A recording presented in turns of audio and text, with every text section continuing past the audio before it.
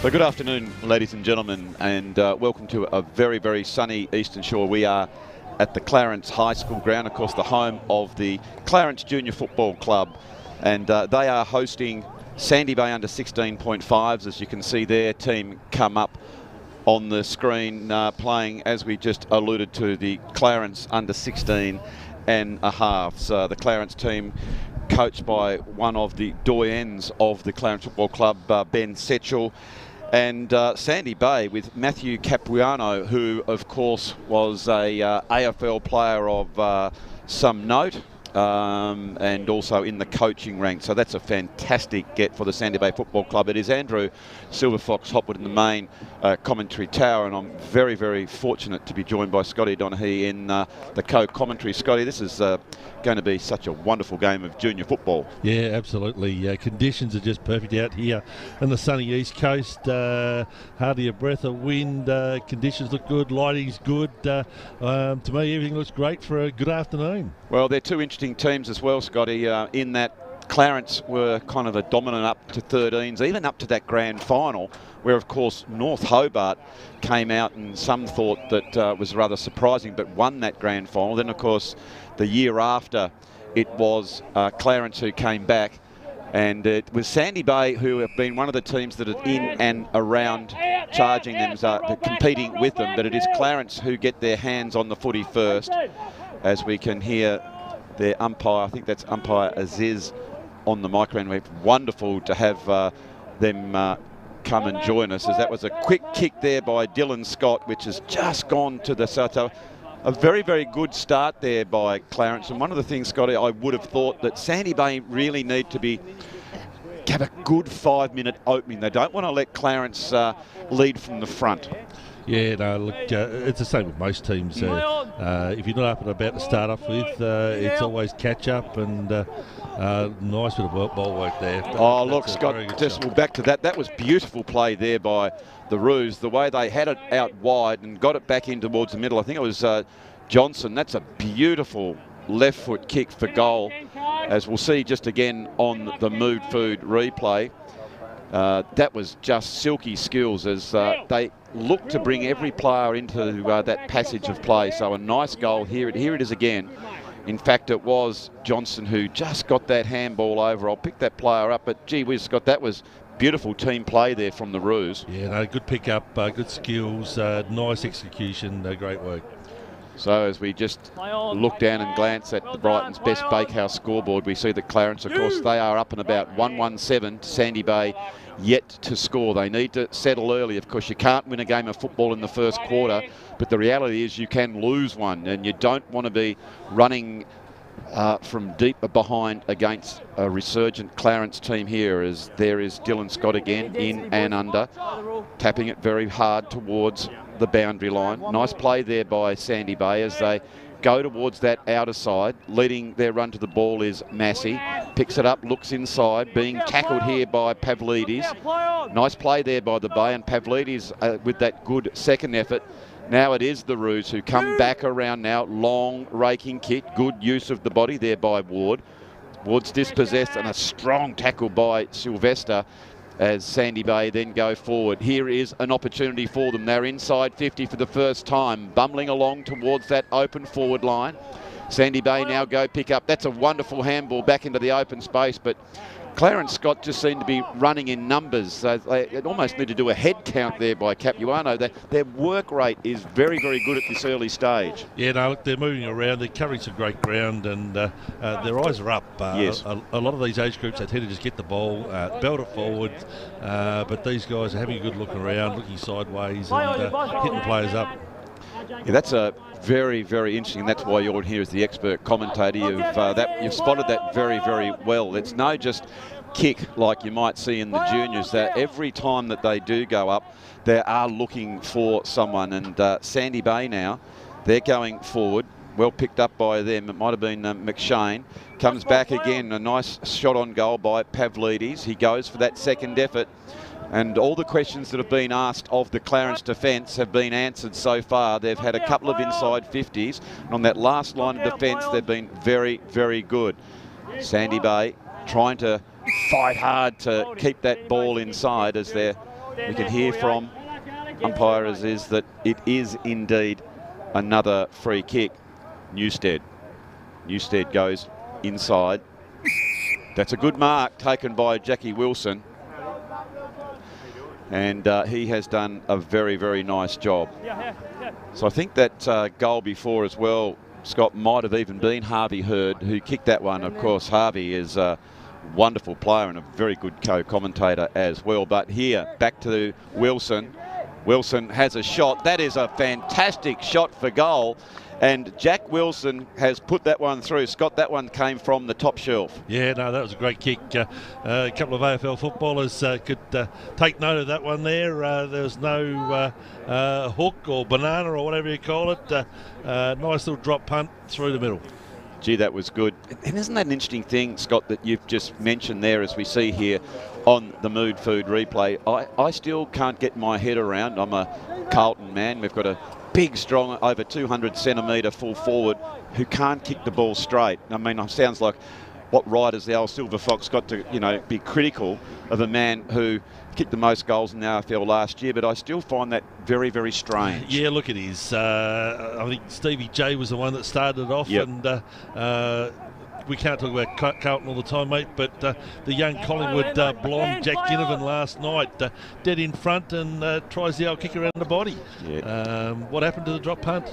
Yeah, just go back and kick it. And this is where you're going to see proper football here in the Barwick's STJFL. And these kids that are running around are rippers, as Maxie Gapin just centred that one in. Talking of Gapins, we sent a cheerio to his dear old Paul Gapin, who's ensconced at his shack at Possum Bay with COVID. So Goldie, we hope that you are feeling better, and we're thinking of you as you're watching your grandson go round as that ball now gets out towards the wing, running very, very hard towards it, and just overruns all. That's a little bit of an ugly tackle, just slightly missed on that one. And it's like World Championship Wrestling there, Scotty. Oh, look, there's a bit of passion out there. Good to see. There certainly is. Just these lads are separated. I'm sure the umpires will just come in and, gee, that's good umpiring, isn't it? Yes, Orlando Archer is the young fella out there. Got to give these umpires the plug. I agree. Yep. No, we need more umpires, and if you're thinking of it, well, it's a wonderful way to earn a quid, as that is another strong mark. And I tell you what, Jack Wilson has looked very, very dangerous, Scott, each time the ball is inside the 50. This is his fourth possession already. He looks very likely, doesn't he? And look, I think he's going to go with the drop punt again. Let's hope so. Yeah. Let's hope so. Well, he's going back. No, he's not. He's gone the check side this time, but it doesn't matter what he does. Jack Wilson has just put that one through on the wrong side this time for him. And Sandy Bay, as we check the Brighton's Best Bakehouse scoreboard, they've got their nose in front with those two straight goals. But there we saw on the Mood Food replay a very strong mark. Don't you love to see, Scott, a forward just back himself and go back and stand in front position? That shows a lot of courage. I mean, you can jump over the back, but that's a courage right there. I'll just keep swallowing my mouthful of humble pie there, mate, as he does the check side. But look, it's great to see the lads out there with a bit of confidence and back themselves, because that's what it's all about. Now tell me, do you make many humble pies at Brighton's Best Bakehouse? Not necessarily at Brighton's Best Bakehouse, but more than comfortable eating myself, mate, if I make the big clean up.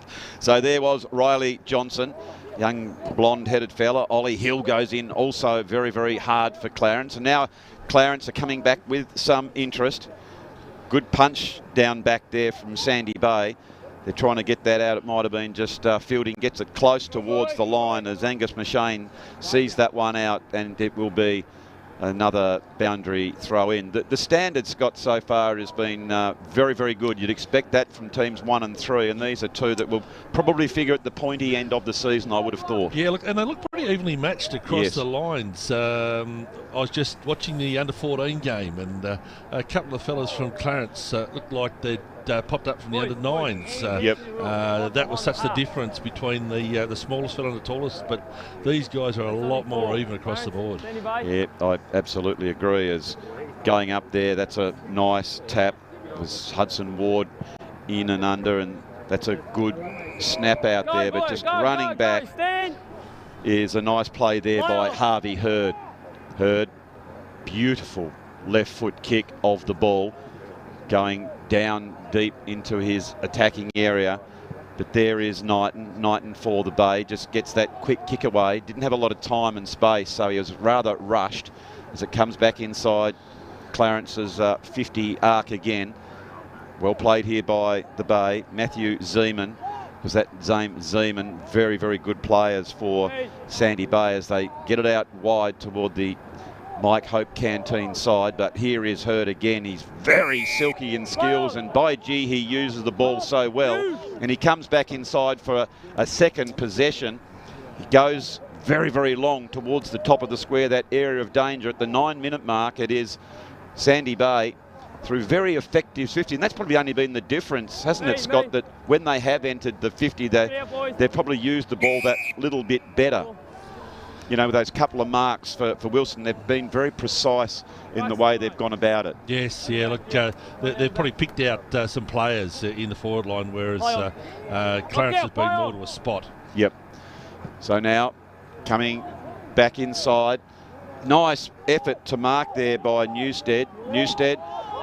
Now they're rushing forward is Sandy Bay. Going back, that took a fair bit of courage to get their eye on the onion there. It's Angus Lamb who goes back, and Clarence are able to mop that one up. But again, when they went inside the 50, Scott, the Sandy Bay forward line was very open. Yeah, look, I think you'll find Sandy Bay are probably pushing at the ground a little bit more. A bit more of the Pagans panic with the blue and white. There's a lot, maybe that's why Capuano's out there. He's bringing his old mentor, and they've certainly got the open forward line, and really relying on the forwards taking the possessions. Very much so. So it is now another handball by Joey Baldock. Baldock is beaten to it that time by Clarence, somewhat resurgent, as it is stacks on the mill over there, but they get it out. Nice play by them. I love the idea of trying to belt it out to some open space. Backing back, trying to take that one is Lockie Sheen. He can't take it as he keeps his hands on the ball. A lot of pressure then being mounted as Owen Setchell there is at that bottom of the pack, but they are standing tall under enormous amounts of pressure, Sandy Bay so far. Here is Hurd. He's got a good centre of gravity, is Hurd. He stays low and he's strong through the core, and he's hard to bump off the ball. Getting his fair share of leather this quarter, that's for sure. Yeah, he has. He looks very likely. That's the sort of kid you want to get the ball to the outside, because he uses it so well. As a strong handball taken there.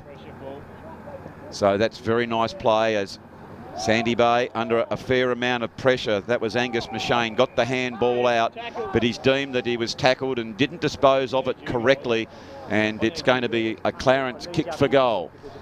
That's the other thing you like to see in the modern football, isn't it, Scott? The pressure by the forwards in the tackling. You know, when I used to rush around a forward only kick goals, you wouldn't even think of tackling, but that's the modern day way. Yeah, look, it's certainly all changed. A forward's got to be able to do everything. They can't just stand up there in the square and expect the ball to be delivered to them. Okay, so the kick comes in on the drop punt.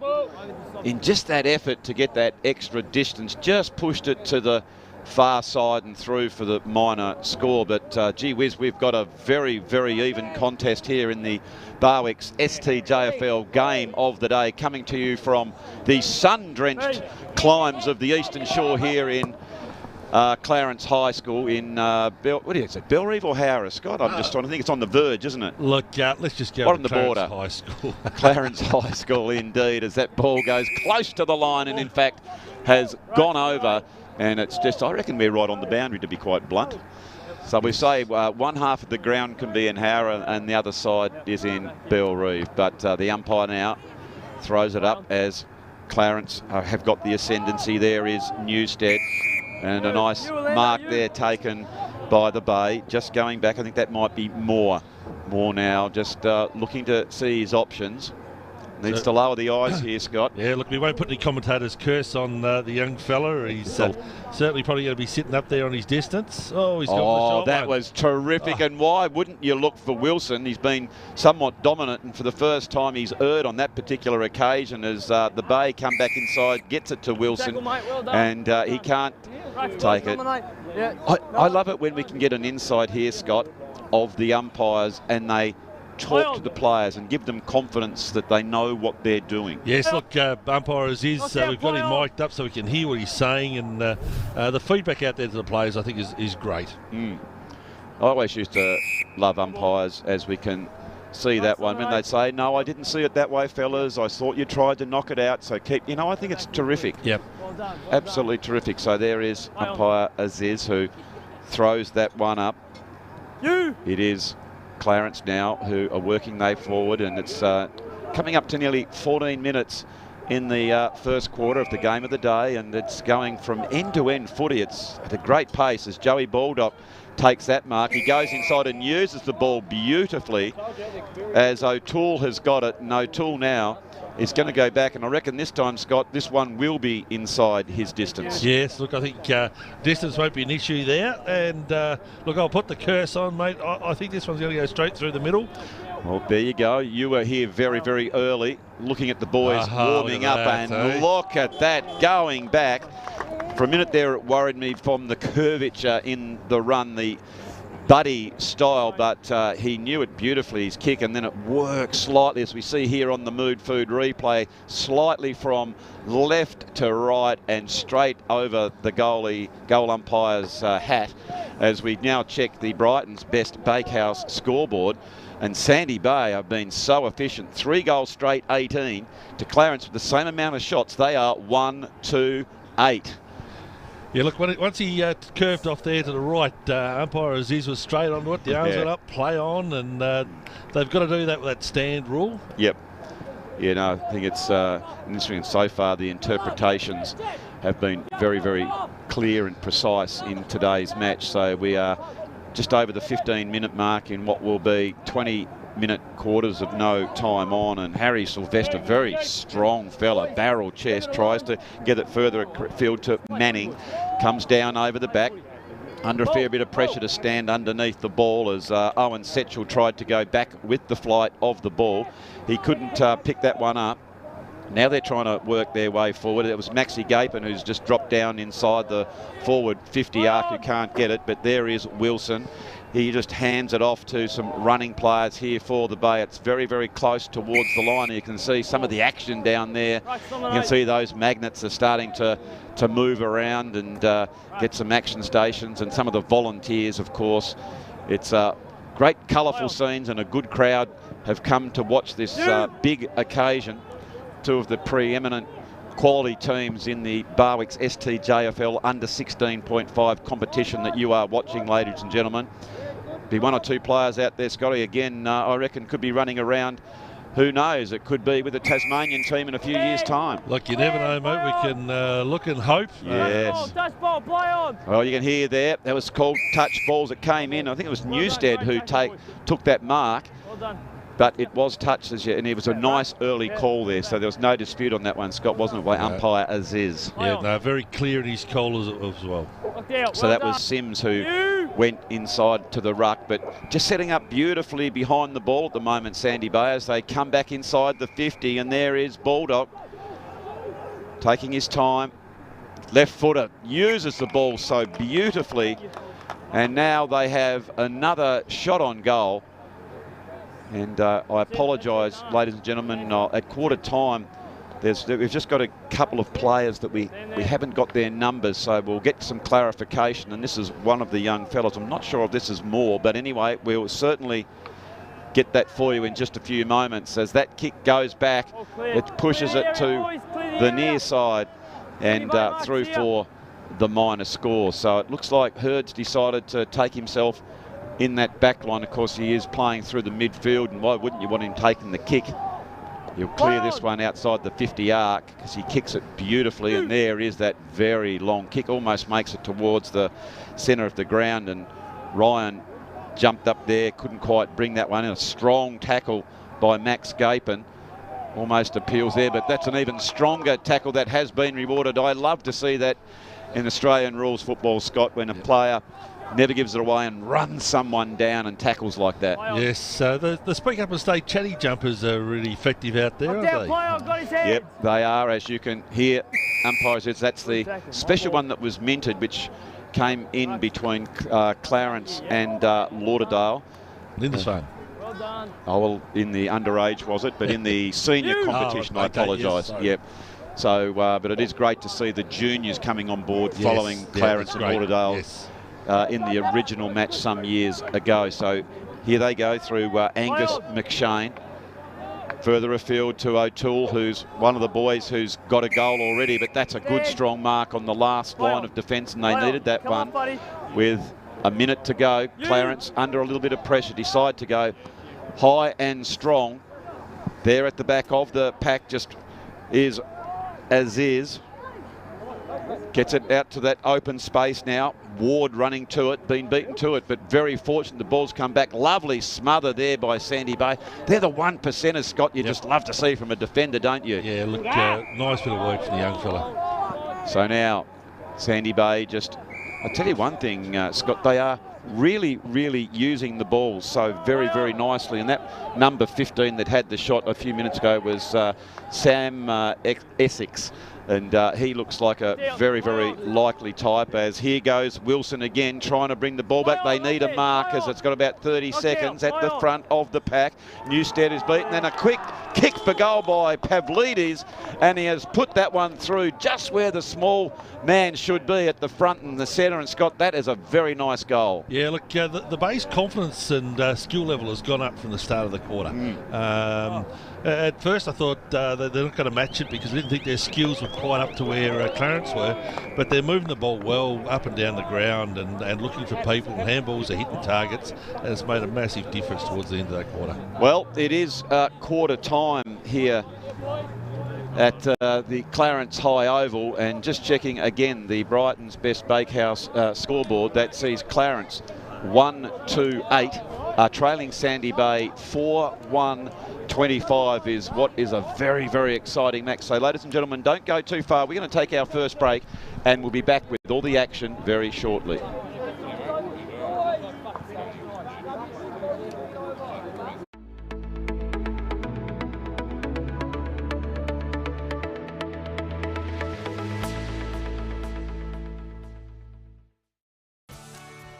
This program brought to you by IGA, where the locals matter. Having trouble finding an after-hours doctor for your family? Sometimes we need medical assistance when everything is closed. In the Old Bridges Brothers Building, 71 Bathurst Street, After-Hours Dr Hobart is open every day till 10 p.m. Phone for an appointment or book online. And for added convenience, you'll also find your Hobart Chemist also open until 10. When minor accidents and illness happen, we're here for you. After Hours Dr Hobart and your Hobart Chemist, open till 10 p.m. every day.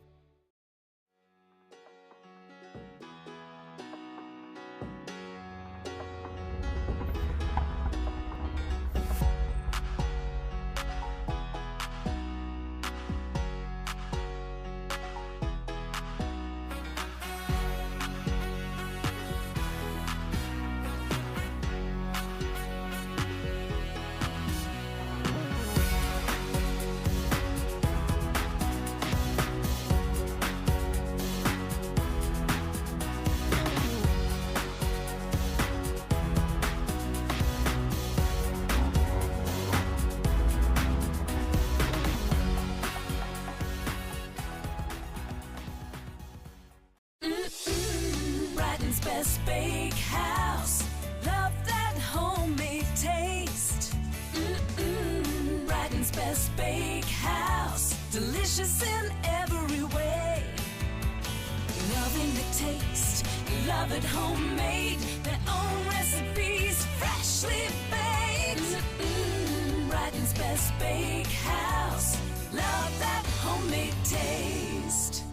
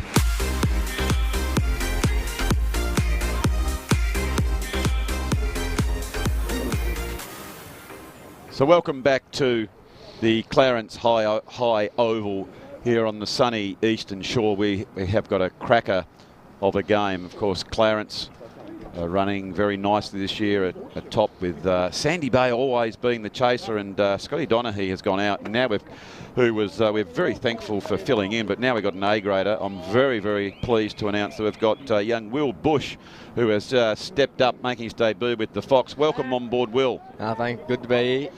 Very good to have you, and we'll be picking your brains, a man who knows all about some of these young players that are out in front and strutting their stuff as Sandy Bay go forward with that lovely handball. It's Whiten who gets it back further afield. Nicely worked as Clarence go towards that boundary line, running end over end. It was Dylan Scott who saw it out, and is going to be another ball up. So, Will, you are playing mainly in the Dev League for Clarence, but you know a fair few of these young fellas? Yeah, I've played 2 games for those 16 teams so far, and yeah, they're going pretty well. They started off a little bit rough, but they're really getting the screws down and playing some good footy lately. Yeah, they certainly have. Of course, they've got some wonderful young players in there, but I think they're quite well matched. I know Sandy Bay have always strived to be very competitive with them, as Gapin snapped that ball forward. Can't take a quick mark there, but Sandy Bay have been doing this very, very nicely, just getting it out wide and then running that ball out. And that's a strong mark taken there by the Roos, as they now look to go forward again. That was, not sure, number 48 there. Do you know who that is, Will? Arlie Giles. It is Harley Giles? Arlie, yep. So Giles did a nice work there as he got that ball moving. It's back towards the centre of the ground. Oh, there is Hurd. Beautiful play by him. He's a strong man to try and tackle. He stays on his feet, which is so important, isn't it, Will? When you are playing footy, you've got to be strong through the core. Absolutely. Once you're out of the contest, I dare say you've heard that through coaching parlours. Yep.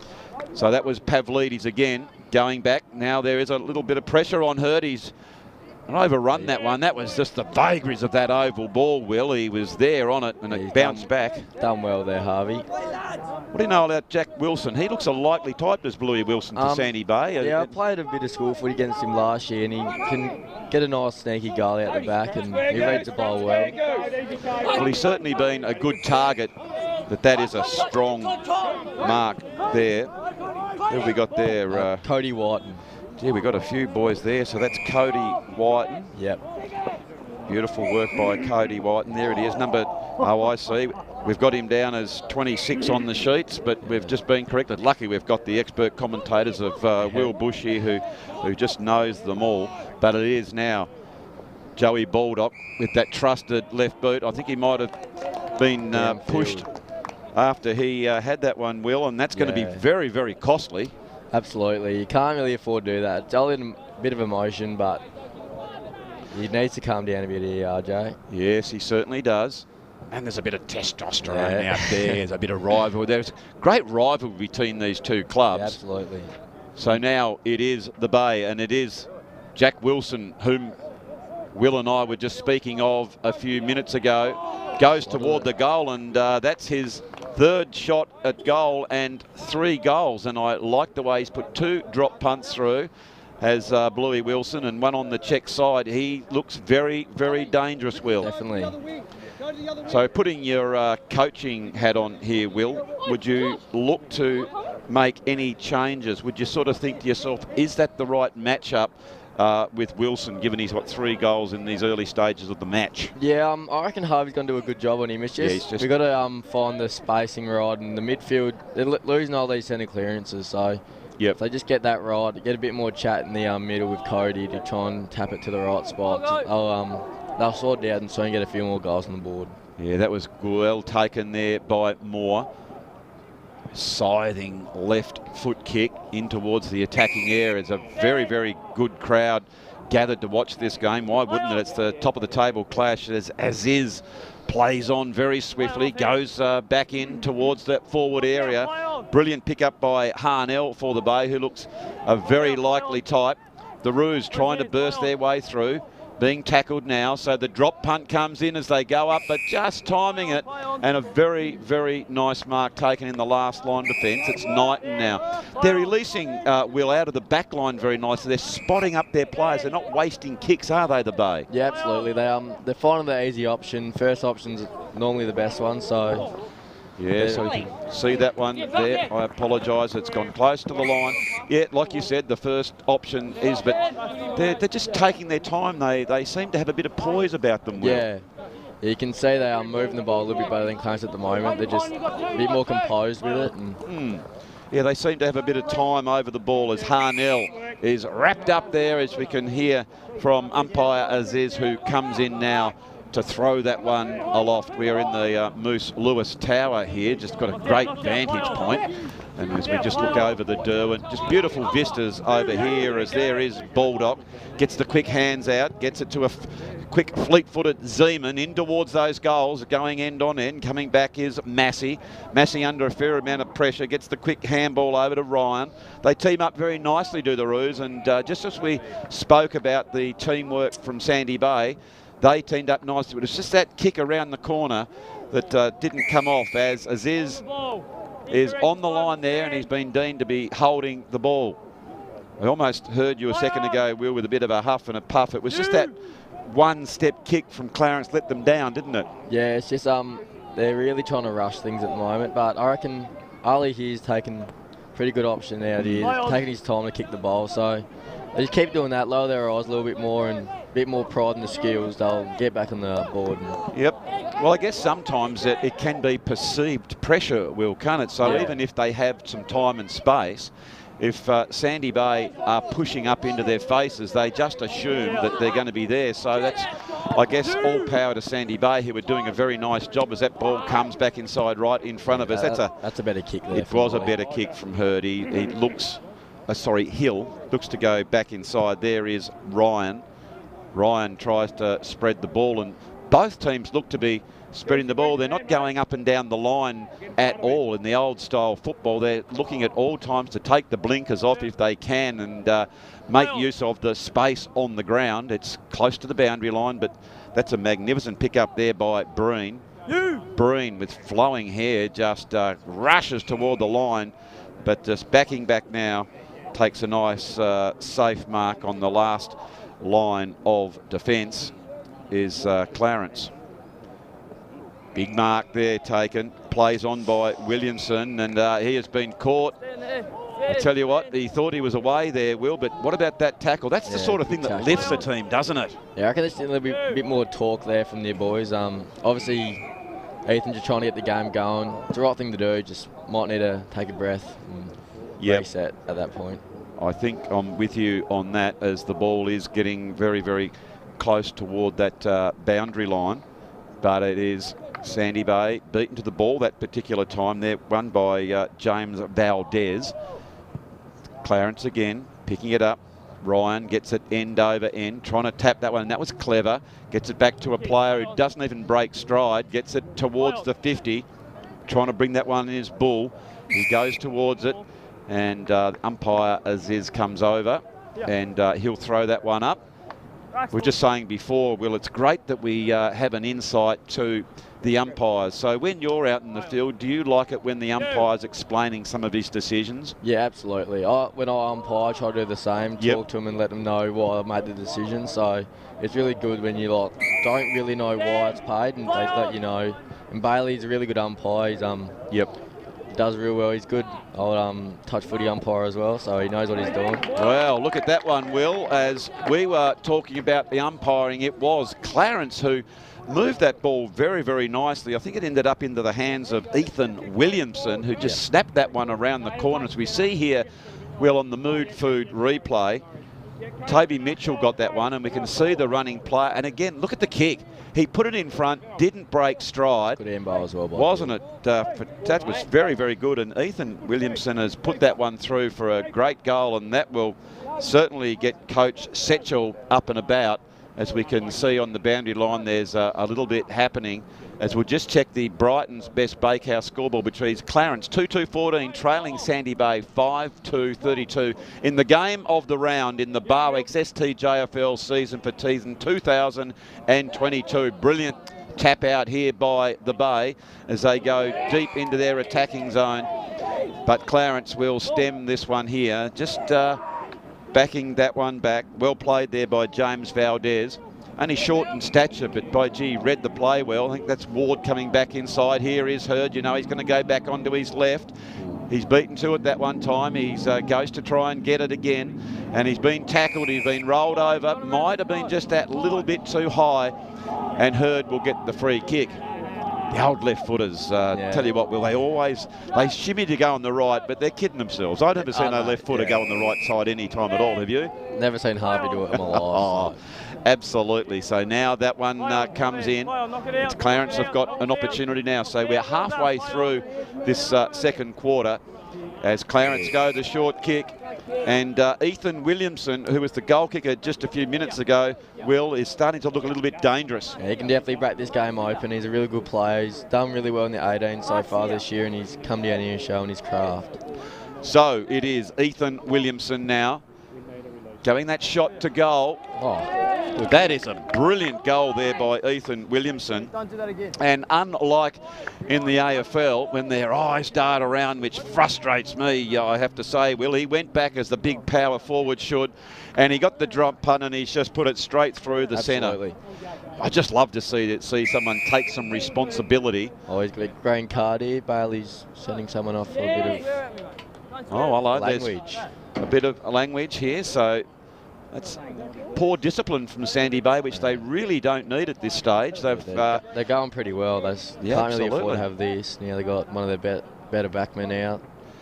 So we just glance down now at the Brighton's best bakehouse scoreboard, and it sees Clarence 3-2-20, Sandy Bay 5-2-32.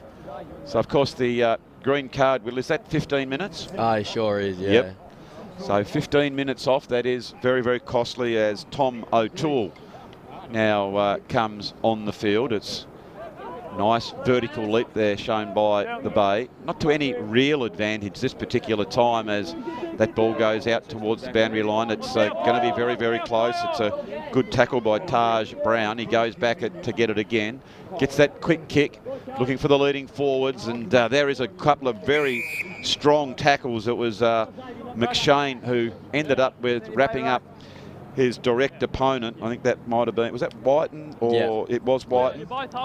And indeed, it was another ball up. But Clarence, through good play there, tried to get that one around.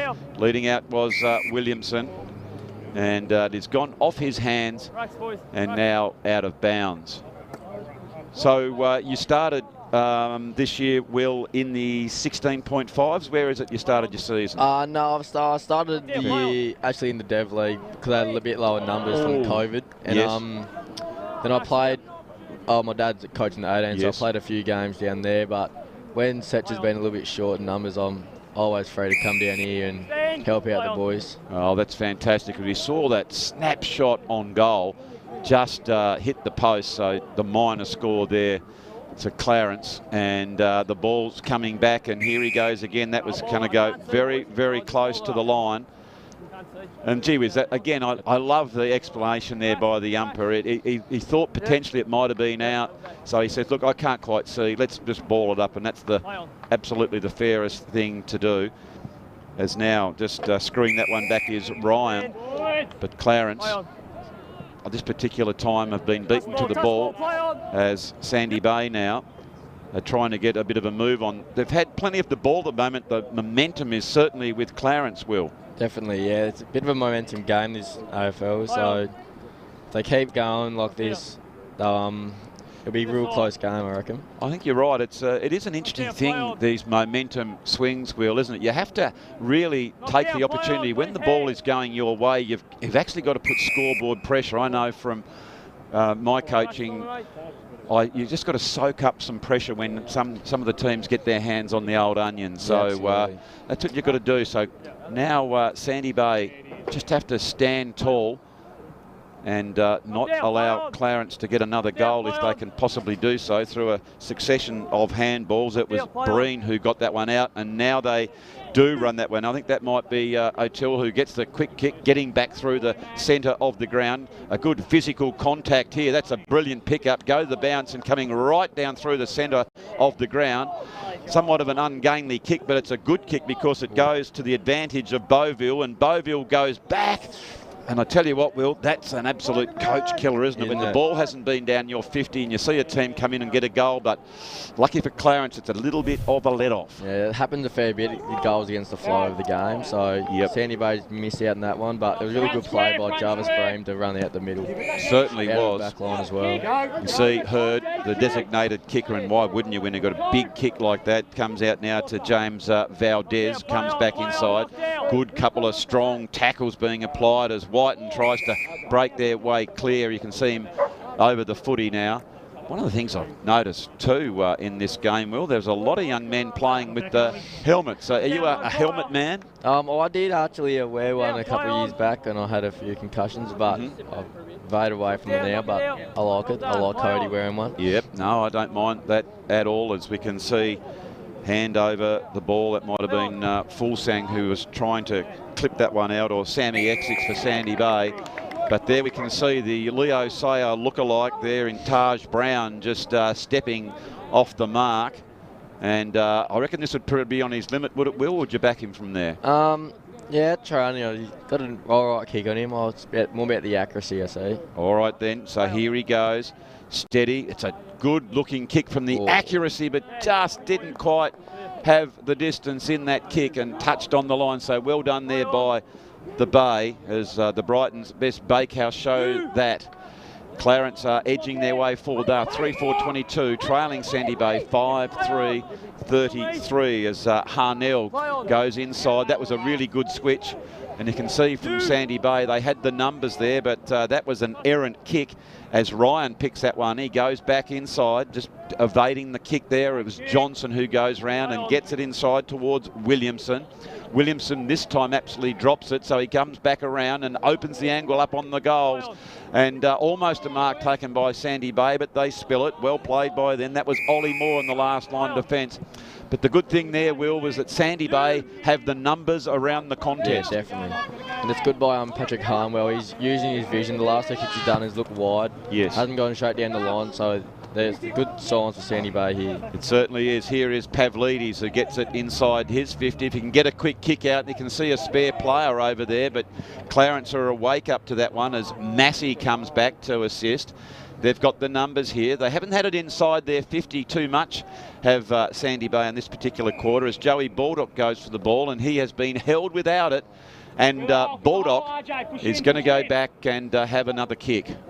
Baldock looking for a short pass. He's been very, very good with his kicking so far, has Baldock. That's a good hit up. It certainly is. And Sam Essex, who has looked very, very dangerous, is going to go back and have a shot on goal. Essex, we saw him in that first quarter have one which he just sort of pulled to the near side. But as you can see, there is the 50. So he's going to kick this from about 40, 45. He goes back and he has drilled that one. And lovely kick on goal by Sam Essex.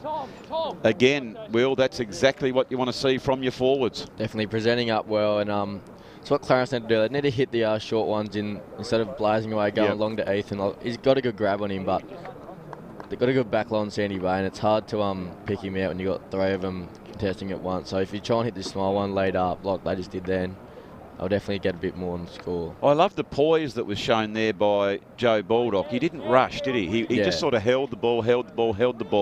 Then the lead came from Essex, and he honoured it with a very, very good kick. So lift the eyes a bit. He certainly did. And here we go back here and in live. Excuse me, about just over a minute to go.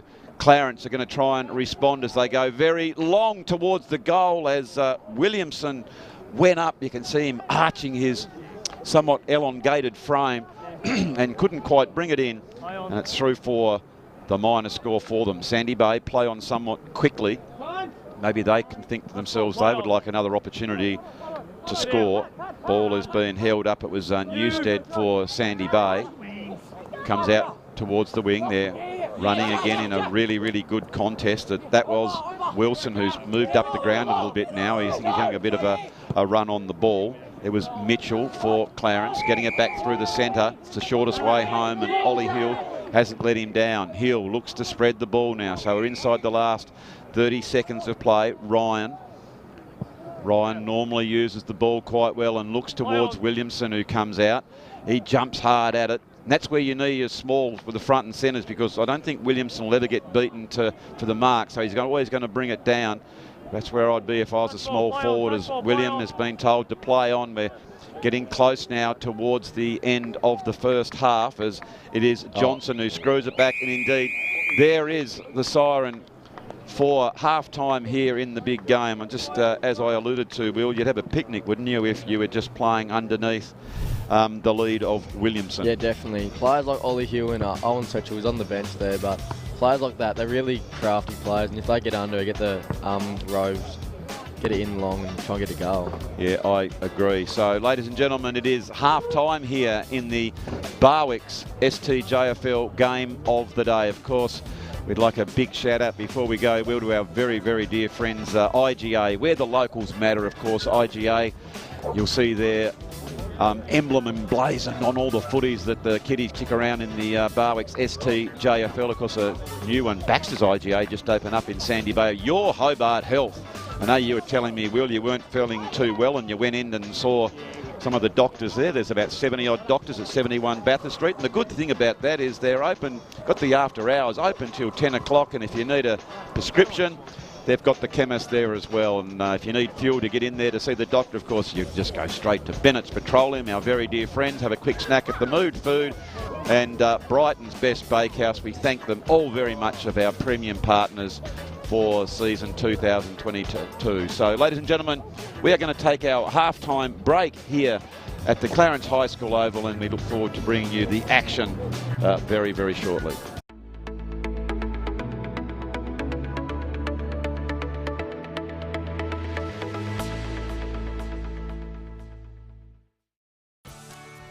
This program brought to you by IGA, where the locals matter.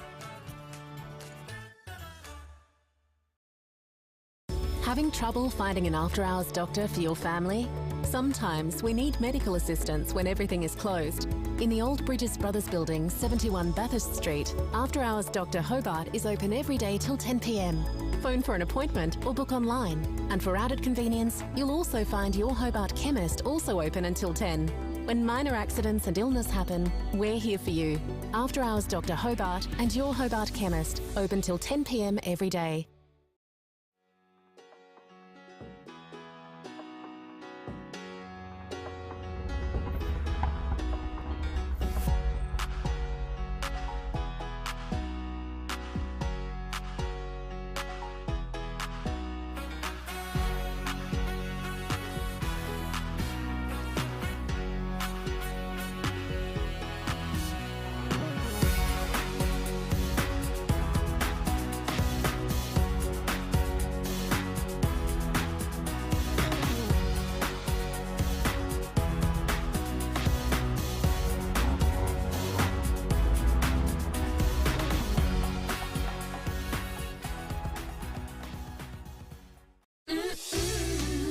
Best Bakehouse, love that homemade taste.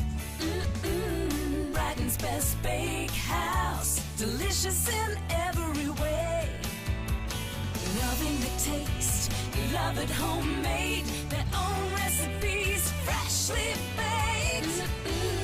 Brighton's Best Bakehouse, love that homemade taste.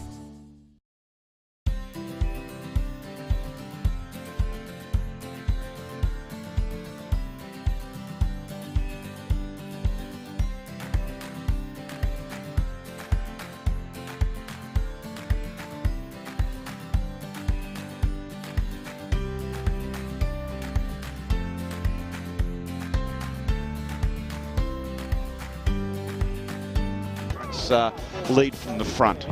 Yeah, no, look, it's the same with most teams.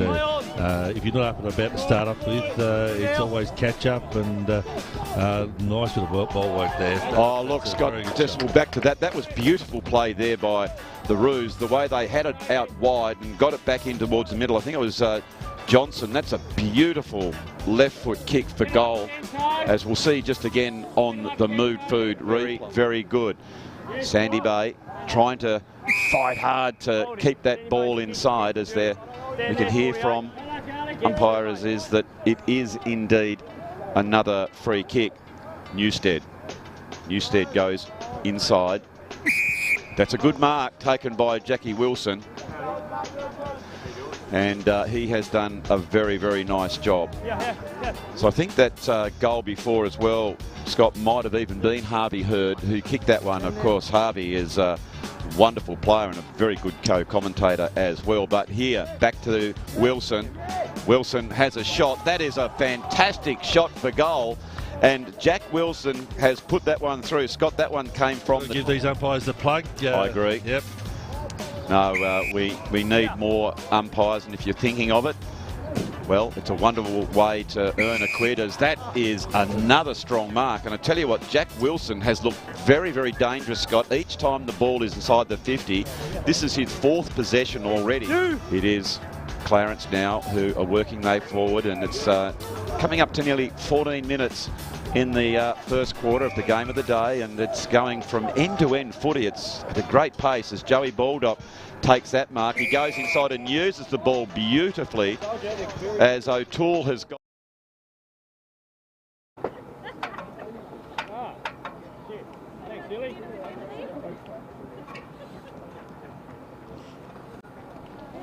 So welcome back, ladies and gentlemen, to the game of the round. It is the Barwick's STJFL under 16.5 clash between Clarence and Sandy Bay. I went out there, Will, and had a little listen to Coach Capuano, where he was just very calm and calculated. He was very precise in the delivery of everything he had. He seemed to have the boys' attention. The eyes were just transfixed to the big man. So I was most impressed. And you went out and had a listen to Coach Setchell. What did you have to report from the Clarence huddle?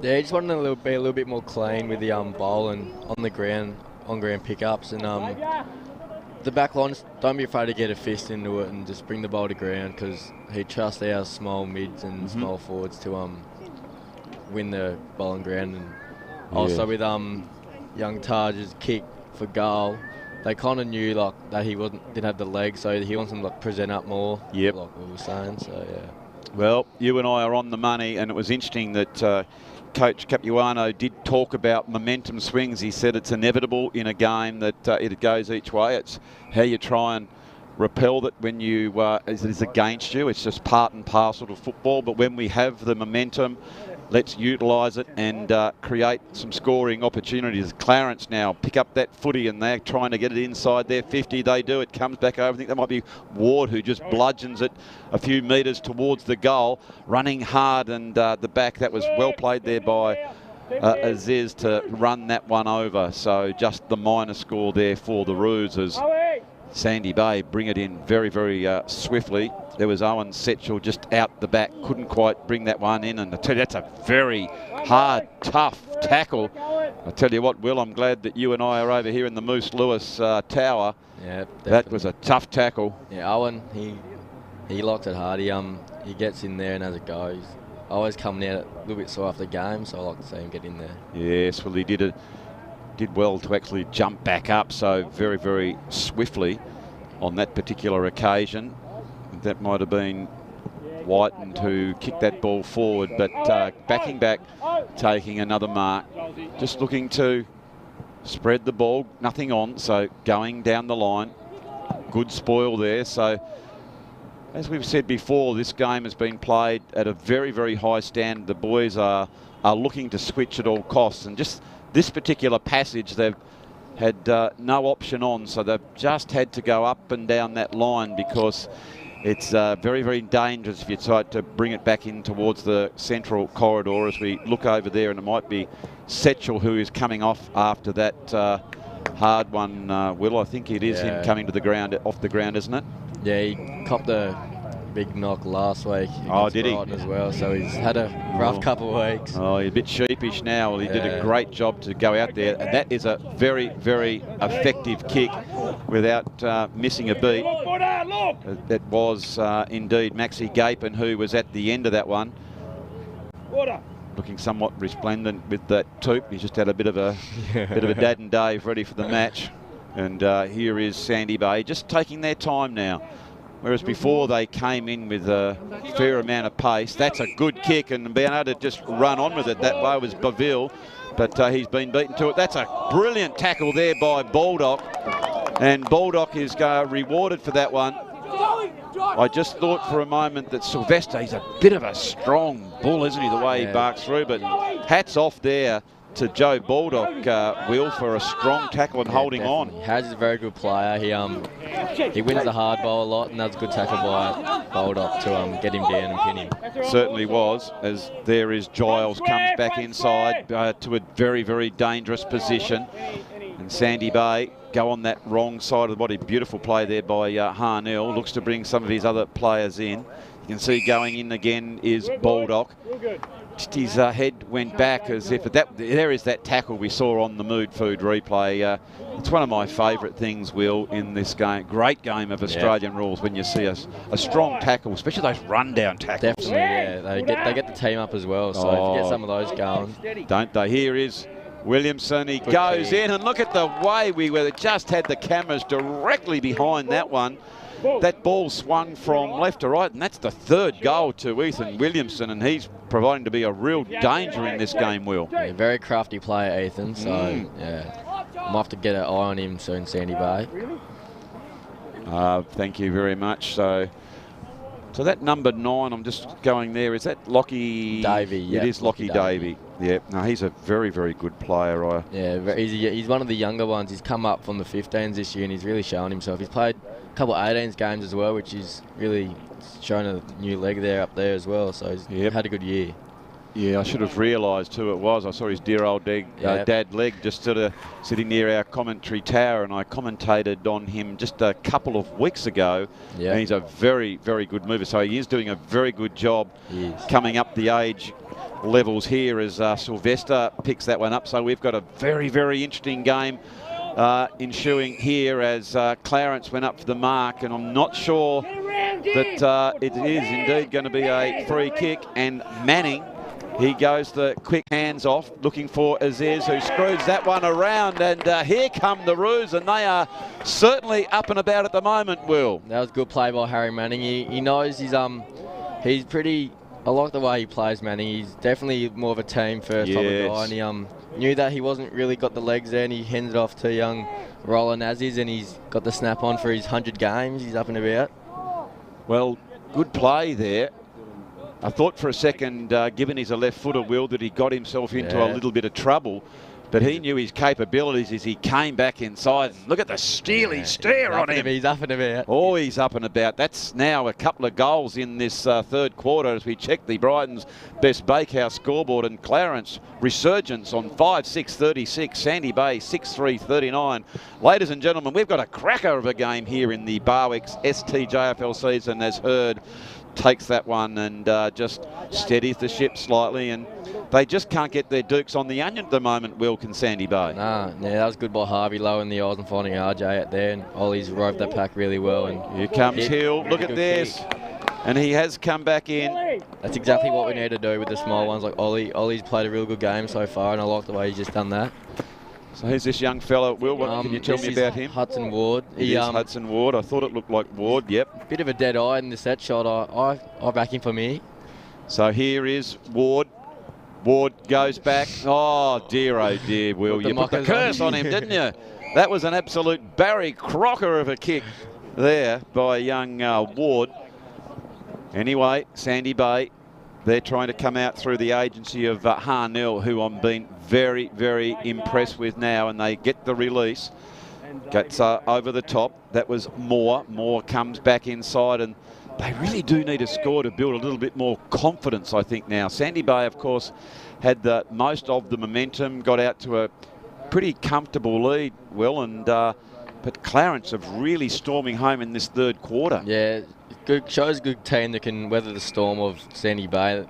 All their sides in old junior pretty well drilled, and yes, I'm sure Sandy Bay definitely come back here and show a bit of fight. I agree. So here come Sandy Bay as they do look dangerous when they've come inside their 50. It's a snap by Moore, and that has come from the top shelf as Ollie Moore has put that one through a goal. So just a few minutes ago we had Aziz snapping very creatively, and again the small forwards, the front and centre, and Ollie Moore has drilled that one through. As we just checked the Brighton's Best Bakehouse scoreboard, you can see it on the Mood Food replay. It is Clarence 5-6-36, Sandy Bay 7-3-45, but just where you want your smalls to be, Will. Yeah, it's a good kick by Jarvis Braham to the danger spot, and then great roving by Ollie Williams. Yes, it was, wasn't it? If you are a coach and you want to show someone where they need to be as a small forward of front and centre, that's the clip you show them right there. So we are up to nearly 9 minutes gone in this third quarter of football in the Barwick's STJFL game of the week in the under 16.5 division. Here come Clarence again. Bit of a spin, goes back towards Ryan. Ryan goes in, and a very, very strong mark taken by Beauville, who looks a pretty strong cut of a lad. Big barrel chest, goes out wide, out to that sun-drenched area. Brown picks it up, gets the handball back to space, and coming out, here he is again, is Williamson. It's been a great contest between Williamson and Harville and Harnell, I apologise, and they're both probably in the best players, Will, but he's got, what has he got, 3 goals so far, Ethan Williamson. He's been absolute cracker so far. So here he goes, 3 from 5. Coming inside the 50, it'd have to be a ripping big kick. I'll tell you what, he has launched that one almost from the other side of the township and put it through the middle. So Ethan Williamson has put through his 4th goal, and every time Sandy Bay seem to have an answer, back come the Roos, Will. Yeah, the leaders of Clarence are really stepping up with Arlie Giles and Ethan with the nice hit up earlier before that goal. So yep. If I see Harvey Hurd, he's up and about here. I reckon if he gets his hands on the ball a little bit more, he will definitely be having a good game. I tend to agree with you absolutely, as the ball is back in the middle. But just before we go on that, the Brighton's Best Bakehouse scoreboard reads 6-6-42 to the Roos. Sandy Bay 7-3-45 in what is an absolute cracker of a game here at the Clarence High ground in what was sun-drenched, and now you can just sort of see it's just the shadows are lengthening. But of course, I think it was about the 22nd, Will, that the shortest day. So we are on the upslide. Yep. Isn't it a great time of the year when you just get towards that end of the month? You know, you come into August and around that final period of time, you get slightly aroused, don't we? Yeah, we love it. Got to start playing well at this time of the year. Absolutely. When you get to this particular time, you want to start that momentum on the way up. There's no doubt about that, as Brown led to the ball. It's Knighton as well. That's a really good contest as it goes close to the boundary line. There is Jet by name, and Jet, by the way, just took off across the deck there, Knighton, and he sees that one out, and it'll be another ball in. Ball up, I apologise, with 11 and a half minutes gone in this third quarter. Good tap out there by the Bay. Just getting it back inside the 50. The big man came out. That was Hardcastle. He couldn't quite bring it in. They've got a couple of big targets down there. The good thing for Sandy Bay, when they have had it inside their 50 in the last couple of occasions, Will, they've actually been able to get the goals, because they haven't had it down there that often just lately, have they? No, not too often at the moment, but I'm sure they're a good team. They'll be able to get it in there and use their small forwards like Ollie Moore did a couple of minutes ago and get another goal. Well, to see that one and just barging their way forward is Essex, one of the prime movers, but they just seem a little bit more rushed now, and I think that's being applied pressure by Clarence, Will. Definitely. They're setting up well, Clarence, with Cody Whiten down the line here waiting for the long kick. Yep. So if Sandy Bay just lower the eyes a little bit more, like they were earlier in the game, they'll definitely be able to break through this zone, I guess. Yeah, I agree. At Sandy Bay, and especially in the first half, just seemed to have time and they had poise on their hands. But now, just because the pace is lifted up and the intensity from the Roos, that they haven't had that time. As Harnell, who the centre half back, just tries to screw it around towards O'Toole, who can't bring that one in.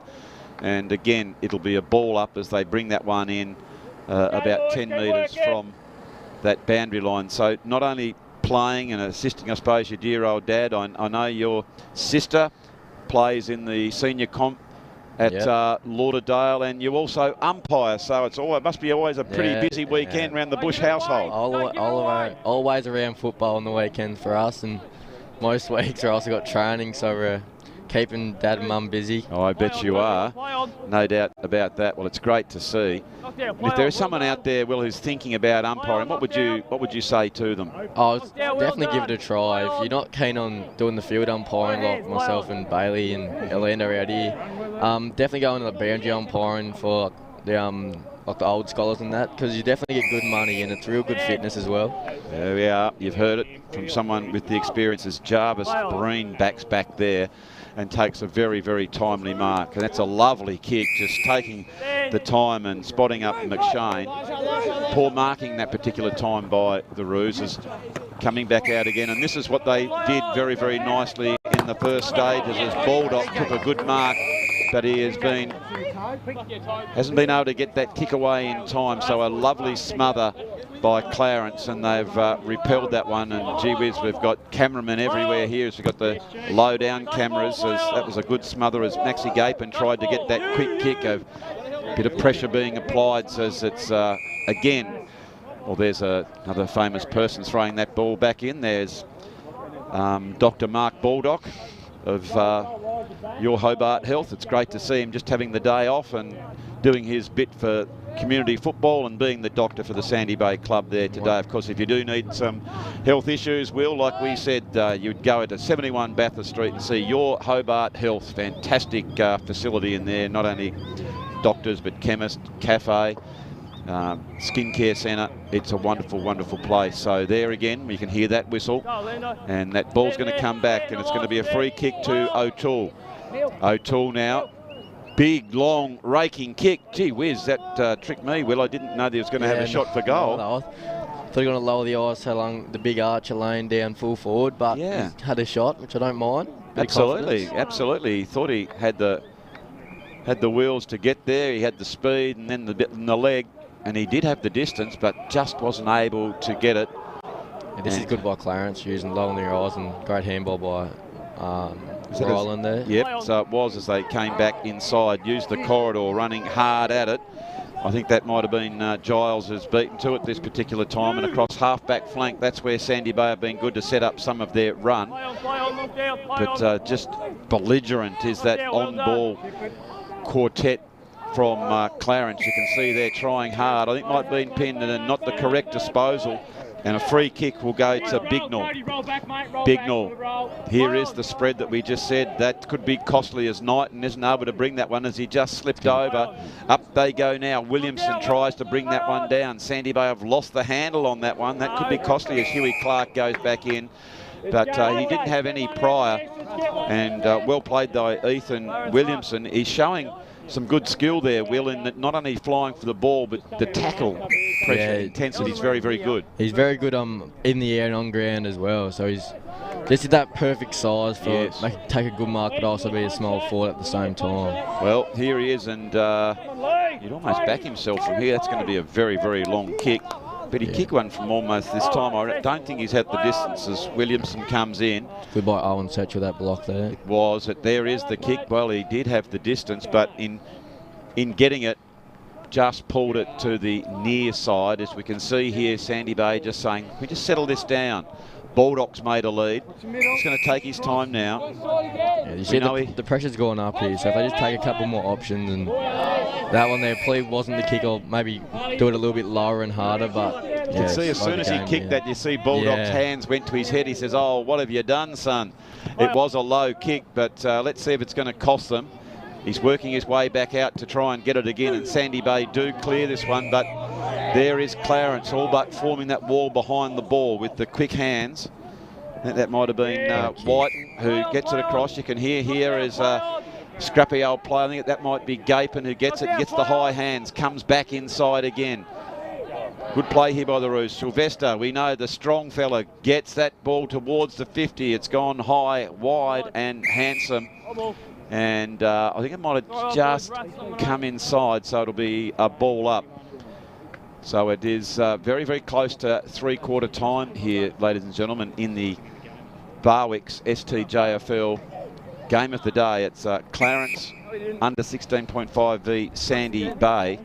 And you would suspect, Will, that both of these teams will figure in the pointy end of the season. Oh, definitely, yeah. Clarence have really started to shape their season. They're a bit of a new team this year with all their top end coming up to the 18s and some from Lindisfarne that their team kind of folded. So they've done well to come in. Sandy Bay have shown real good poise all year, and so they've really been playing well. I think they're pretty high on the ladder as well. They are. I think this is a 1v3, so... And they've always been pretty good games, I think, in the past. So a lot of these young men would know each other from past experiences. So there is hard at the ball was Archer Lane. Goes towards the goals. Clarence just taking their time to pick it up. Another thing I feature about this game, that is a more than dangerous kick, as you alluded to there, Will. It comes into the hands of Jack Wilson, who's a bit of a dead-eye dick so far. He's had 3 shots for 3 goals. It's the right idea by Ali. It's just a bit more of an execution. He's probably not the right time. Obviously, you wouldn't really know what the time on the clock is, but a bit more game sense, but it's all right. Yeah, I have to say, maybe the boundary line is your friend when you are that far back. And it just started to swing back as well, and that one has hit the post. So no real damage was done on that cross-goal kick. So here comes Hurd. Hurd driving it long and effective, as is always the case. Quick hands comes out towards Baldock. Baldock is a nice left foot kick, goes into that area of danger. That was a real team kick. Went to the top of the square, looking for Wilson. Didn't blaze away, but Hurd's at the back, just mopping that one up, taking his time. Goes with great width and poise and accuracy to that outer side, as Clarence coming back in towards there, and there is the siren for three-quarter time here, ladies and gentlemen, as we just check the Brighton's Best Bakehouse scoreboard, which sees Clarence 6-7-43 to Sandy Bay 7-5-47. Well, Will Bush, at three-quarter time, what is your prediction? I reckon it'll be a really good game, but I feel like I want my boys to get up, so I hope they do, and I feel like they'll just win it out of the midfield a bit more with Harry Sylvester's really starting to lighten up, and Harvey's playing well off the half-back, and so is Lockie Davey down there. And Goosey needs to, Alex Gannagill needs to calm down a little bit here. He's up and about. Yes, he is. Just trying to settle it down. So, ladies and gentlemen, as Will and I will go out and check on the coaches, we hope that you are enjoying the game. I tell you what, you're hard to please if you're not. It's three-quarter time, so we'll be back with the action in the last quarter in just a few moments.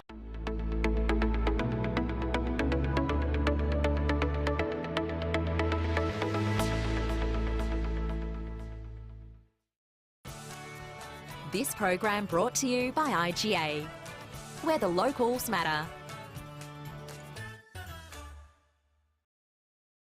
Having trouble finding an after-hours doctor for your family? Sometimes we need medical assistance when everything is closed. In the Old Bridges Brothers Building, 71 Bathurst Street, After-Hours Dr Hobart is open every day till 10 p.m.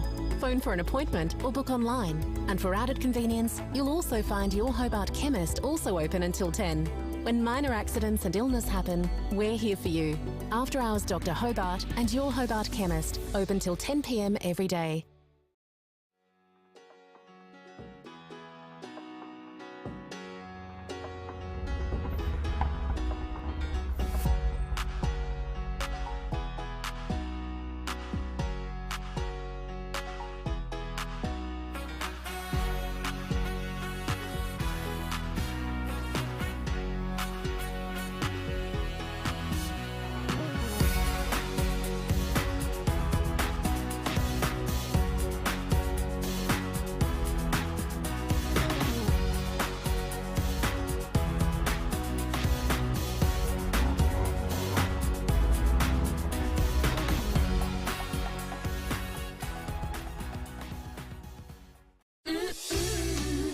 best bakehouse. Love that homemade taste. Brighton's best bakehouse. Delicious in every way. Loving the taste. Love it homemade. Their own recipes. Freshly baked. Brighton's best bakehouse. Love that homemade taste.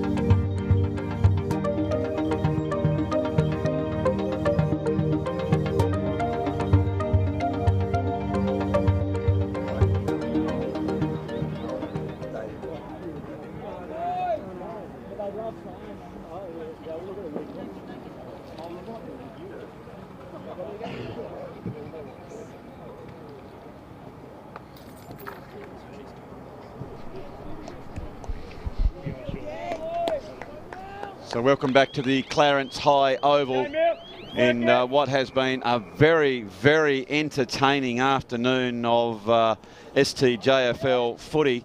It's going to go down to the wire, one would think, as the ball has gone up and it'll go up again. So what do you got to report there, Will? Yes, I just wanted to make sure his middies and halfbacks are really working hard this quarter. And you say last, you might have heard with Setch having a go at, not having a go, just yelling out to his mid just to run a little bit harder back, just so I can make sure no goals are conceded this quarter. But they're pretty happy the way they're going. He just wants them to urge on and keep going for this quarter and get the win. Yeah, well, that's very interesting. Of course, Coach Capuano for Sandy Bay really put it on the boys. He said, well, we've got a choice as Clarence have that snap on goal, and that's a very, very good start there by Clarence. And of course, who do you expect it to be but Williamson to put his 5th goal on the board. By gee, he's been a good player, Will. Yeah, he's a cracker, he is. He is an absolute cracker. As we see here, just on the Mood Food replay, he puts his hand up to say, what about I just pick it out of here and pick it up myself? Brilliant play by him, evading, and he's kicked goals on both sides of his body. And Coach Capuano has just sort of said, well, the choice is with you boys. For all the years you've played football, you've allowed Clarence to run over the top of you, so I can do no more. It is up to you, everyone who's put on the Guernsey. So here they go now. Can Sandy Bay respond to that first minute challenge, and a nice strong mark by Angus Lamb? You can hear there. Umpire, as is said, you just follow the rules that I say. I'm the man with the whistle, no one else.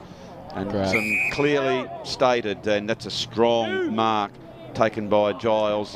Gets it further afield.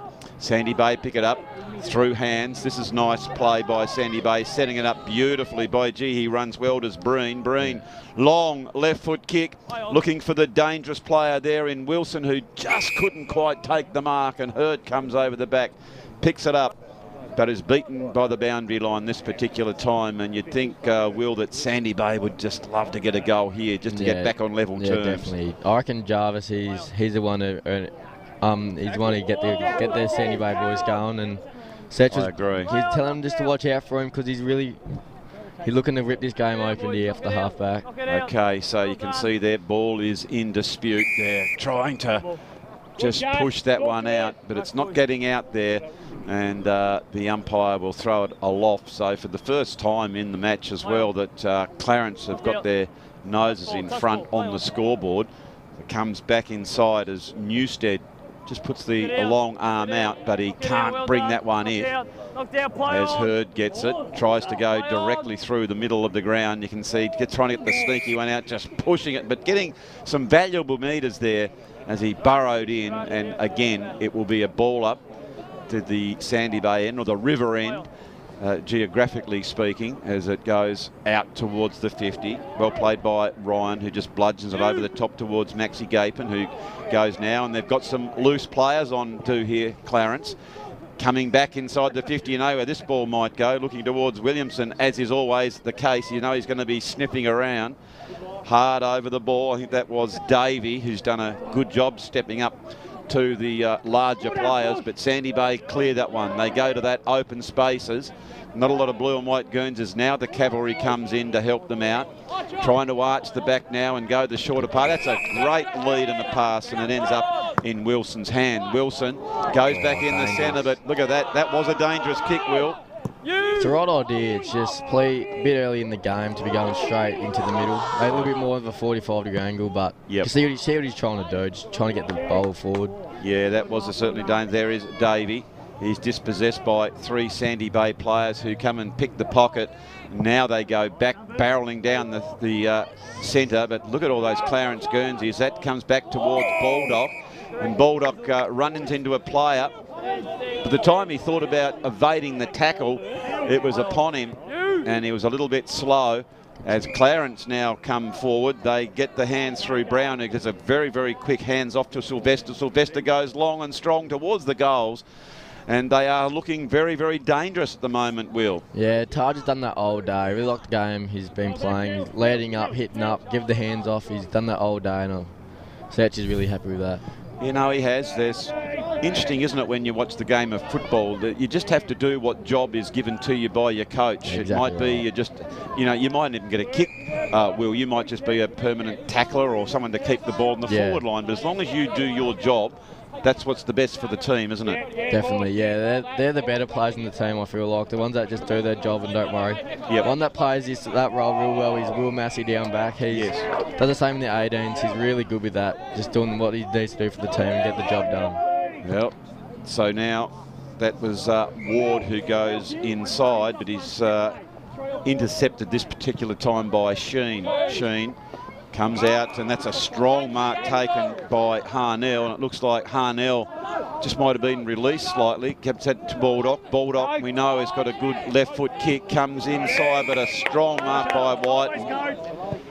So the idea was there, but they've got the answers at the moment. All the questions have been asked of Clarence, and they are answering them spades and coming back with interest. As leading out again was Williamson to try and take that mark.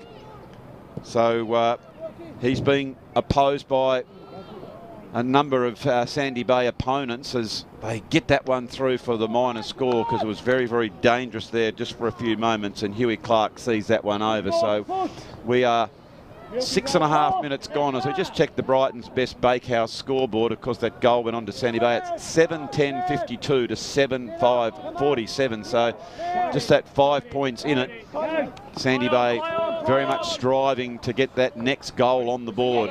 Good crowd has built up, and you can see why. These are the preeminent teams in the under 16.5. You can see Setchell, Cooney, Hurd, some big names from past years of Clarence, and of course their sons are coming through the ranks again, so all the Clarence faithful will be very excited to hear those boys are rejuvenating their senior stocks in the next few years, as there is Maxi Gapin. There's another one of those names. Back inside the 50. That's lovely hands. Comes toward Davey, who's normally a pretty good kick, and it just, faded. As I pumped him up, just went from left to right in the last minute, Will, didn't it? Yeah, it fooled me. You thought that was through, didn't you? I could just see you jumping up here in the Moose Lewis Tower, but didn't quite get there. So we are a little bit over a third. Oh, that's a very, very dangerous kick, but well played there by the Bay, trying to keep it in at all costs. I think it went over. You can see there, and we saw it did, but play on was the call. Now it comes out towards the wing position. Quick hands. I think that was Baldock who was at the bottom of the ball. He's able, he says, to just really going in hard as we are zooming in closely to that the board there of Clarence. You can see Duncan Hurd was in charge of that as Gapin gets a quick kick away.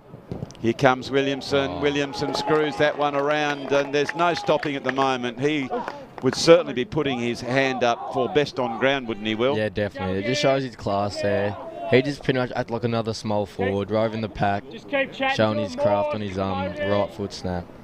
We see here on the Mood Food replay, he was brilliant below his knees. And I know one thing, Will, we are there's the great John Klug. Have a look at that. Now there is a man. Now what do you know about that man, John Klug? Not a lot. Well, let me tell you, if you ever want to see someone dominate a game of AFL, the very, very first game of AFL for the Adelaide Crows, just have a look at that on YouTube, and that man there is best on ground, Johnny Klug. What an absolute doyen of football here in Tasmania, the big left footer. Always had plenty of time on his hands. He was somewhat laconic, Will. He just sort of, he seemed to move sort of slowly, but he had so much time on his hands. A very, very good footballer. As that ball has been thrown up. Nice tap out there by the Roos by Hudson Ward, who's been pretty effective actually on some of those tapping. Haven't called him as often as we probably should. But it is Clarence now. They've got a bit of a wriggle on, and they've got a very, very handy lead. They are 8-11-59 to Sandy Bay 7-5-47. Halfway through this last quarter, and Sandy Bay really haven't hit the scoreboard at all, as Jet Knighton says, I better try some running here, as Ollie Hill tries to stop him. But that was really good pressure, wasn't it, by Hill, I reckon, there, Will, that forced that turnover. Yeah, it's exactly what you want from your small forwards, corralling the player and getting the turnover, as Cody just done then. So that was Whiten who kicked that ball in. At the front there is Brown. He comes back in. There is a couple of Sandy Bay players almost spilling each other, as picking it up is Williamson to try and get that ball again. You know he's going to be effective and come back in towards the goals. Clarence pick it up, but a really strong tackle there by Harnell, and it'll be another stoppage deep into the Clarence attacking area. So with 10 minutes to go, it is all before Sandy Bay at this stage of the game. They've been so good for so long, but Clarence have just been let off the leash, as that one was taken high, and Toby Mitchell will go back, and this is one Willie might actually even screw around the body, I reckon. Yeah, he doesn't look too confident, but I back him. There it is. He tries to screw it back, and he went onto the near side. Really didn't give it the opportunity. Just had to aim for that inside that other post, didn't he? Yeah, we practiced those a fair bit before training, just have a little bit of a kick around over that pocket over there. So I'm interested, Will, how many times do we see players practice from, say, 20 out dead in front? We don't do it intentionally. We just have a bit of fun before training. You can see Chafe and a couple other blokes sitting in that pocket over there and trying to give them a miracle goal. Yeah, no, I know. It's always the thing. It's the same if you go to basketball. You never see people to sort of do the layups. They're always going the three-point bombs. Exactly right. Exactly. So that ball does come in. Well played there by the Bay. Gets the quick hands off to Zeman. And Zeman is run down there. He thought he was away for a minute, Zeman. But you're never going to get away when this man, Ethan Williamson, is about. He's like a big great white, just sort of lurking around the shallows of the beach, isn't he? He just wait and then he beset upon his prey. Well, in he comes from just inside the 50. Doesn't really good purchase, does he? That particular time. And it's marked in the last line of defence from Sandy Bay. But at the moment, it looks very, very hard for Sandy Bay to be getting back, doesn't it? Yeah, they just got to find that one player who just lift a team to lay a big tackle or take a big mark, and that might light a spark in the team, but at the moment I'm not seeing it. Absolutely. Patrick Harnell goes that left footer. Hurd is there. He doesn't judge that one, which is unusual for him, but here gets the handball. But look at the numbers here for Clarence. They are all over this at the moment. They need to hold their nerve. That's better by the Bay as it comes back now. It was good effort, but Sylvester's the man who picks it up. It's going back towards Brown. He spills that one, but they've just got numbers there at the bottom as, excuse me, that was Maxi Gapin who goes back inside, and leading out, taking a nice mark is Johnston. Johnson looks to go further afield. Oh, throws a bit of candy if you don't mind. Now it's back into that area of danger, and guess who's going to come out and have a crack at that one? Well, you don't have to be a rocket scientist, do you? It is Ethan Williamson, Will Bush, and he has put through his 7th goal. You can give that one to Toby Mitchell there. It's outstanding work over him. Selling a bit of candy. He's a bit happy with it as well. Oh, he certainly is. And that was lovely goal there. But what about this Williamson? Oh, he's outstanding. He's really showing his class today. And they've played a bloody good game, but it's just Ethan's just showing them that he's a really good player. Yep, very much so. So just checking now the Brighton's Best Bakehouse scoreboard. It is Clarence 8-12-60. To Sandy Bay 7-5-47. And they are. There's a Sandy Bay player down over on that outer side. Brame. It is Breen, and hasn't he had a cracker of a game? The way he's run through the centre. I think he's one of the younger ones as well, a bit like Lodge and Lockie here. So they really show some good youth coming through the ranks here. Oh, look at this. This is just putting some icing on that victorious cake for Clarence, as that was Harry Sylvester who's just gone bang and put that one through. So it's been such an arm wrestle, Will, hasn't it, for the majority of this game, and now all of a sudden that pressure that Clarence were able to absorb from Sandy Bay, they're now applying it themselves, and they've put that one through, and I reckon that might be the end of this ball game for sure, as we just check the Brighton's Best Bakehouse scoreboard, which reads Clarence 10-12-72 to Sandy Bay 7-5-47. So we've got about 5 minutes left.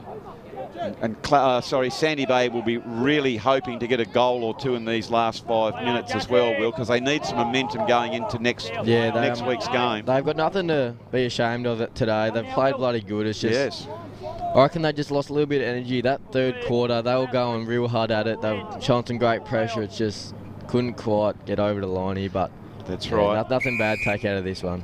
So that was James Sims who went forward. I reckon there's a fair bit of ammunition for Coach Capuano, that he will look back at this tape and show the boys and probably say to them, this is what we did in the first quarter, exactly the first half, and this is what we need, though, to do for 4 quarters. But to the good grace of the Clarence Football Club in this division, that's what teams have found challenging, Will, is to do it for 4 quarters.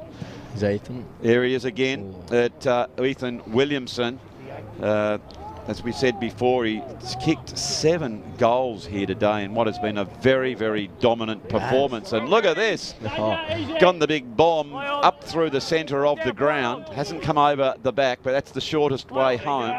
Big punch now. It's picked up by Bull. Bull tries to get through, and there is James Sims for Sandy Bay.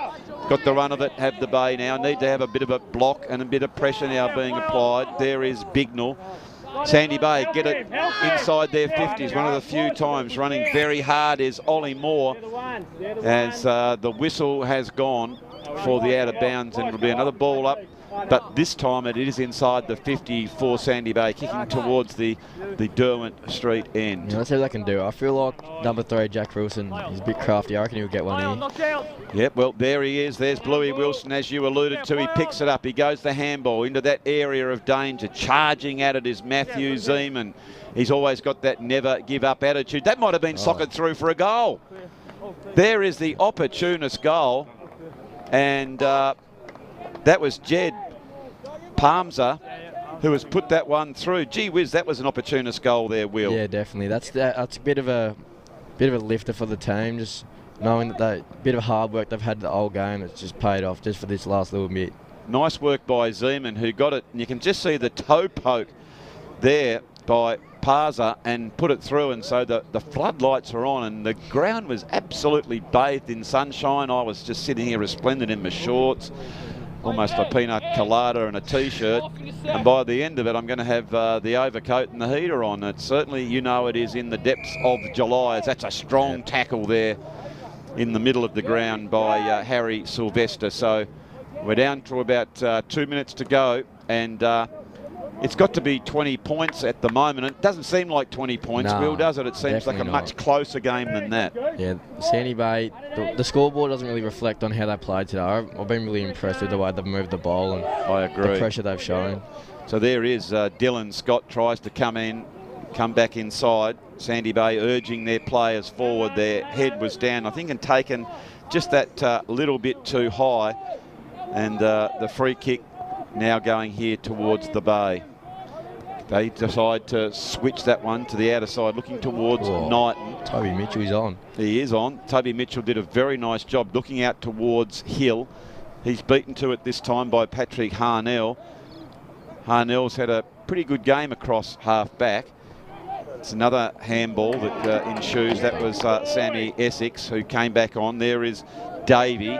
Davey comes in, and courage. It was terrific courage on that mark, and I think that might have been Gill who took the strong mark over the head. Gill gets it inside. I think that was a nice effort by Brown, and that's across the body by Riley Johnston and put it through. That's a very, very clever kick, as we'll see here on the Mood Food replay. Yeah. That was very, very nice kick. I know Martin Duffy loves to see kiddies go on their left side of the body, but when you kick across the body like this one, why would you bother? Exactly right. Have a look at the handball here. He decides, I reckon I'll go the check side. He knew exactly what his capabilities were, and Riley Johnston has put through a very nice goal, and there is the Brains Trust, all smiling and happy. Coach Ben Setchell, Duncan Hurd, and you're on that camera, wave to the camera. There he is. He just said wave to the camera. Very, very nicely done. The big fella there, because very passionate, has the three sons playing for Clarence. As it comes back now for Davey.